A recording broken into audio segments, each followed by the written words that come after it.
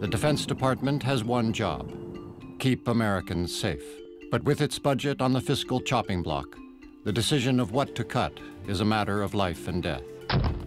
They put the total U.S. spending for defense at $699 billion. We could reduce that by well over $100 billion a year. The range of new threats includes cyber threats, bio threats, and a host of non-state actors. How do you do all of this on the budget that we have for the armed forces, given the debt situation we have in our own country? That's going to be, I think, in many ways the biggest debate within the military, if not in society at large. In a democracy, agreement is not essential, but participation is. Never before in our history have we been so interconnected with the rest of the world. Foreign policy is actually not foreign.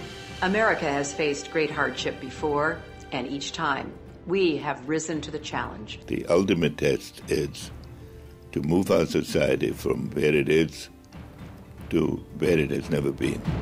Join us as we discuss today's most critical global issues. Join us for Great Decisions. Great Decisions is produced by the Foreign Policy Association, inspiring Americans to learn more about the world. Sponsorship of Great Decisions is provided by Credit Suisse, E&I, the Hereford Foundation, and PricewaterhouseCoopers LLP. Coming up next, Sacred Cow, defense spending in an era of economic restraint.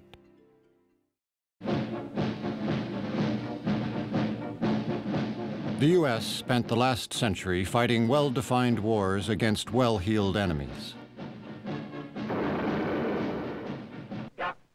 Duck and cover under the table. First, you duck, and then you cover. But the fall of the Berlin Wall meant the collapse of the traditional enemy, and the military struggled to find its purpose in this post-Soviet world.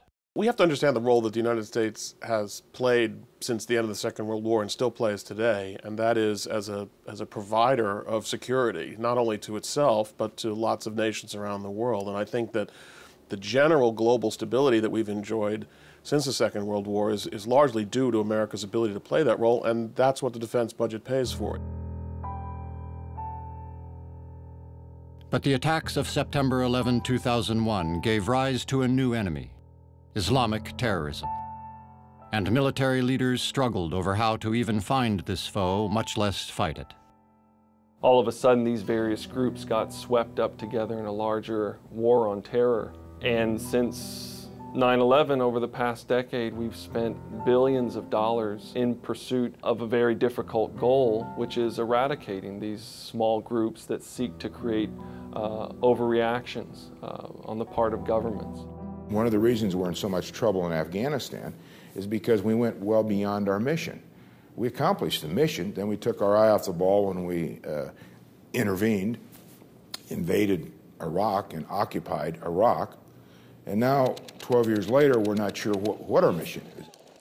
The Iraq War costs more than the war in Vietnam, for example, and we will spend, the estimated is trillions of dollars once all the needs of veterans and service members, over 2 million who were deployed to Iraq and Afghanistan since 9/11, are met in perpetuity and their families. And so it's an incredibly costly thing.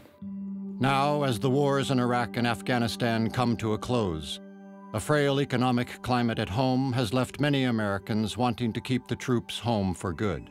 The point is that the American appetite for global intervention is going to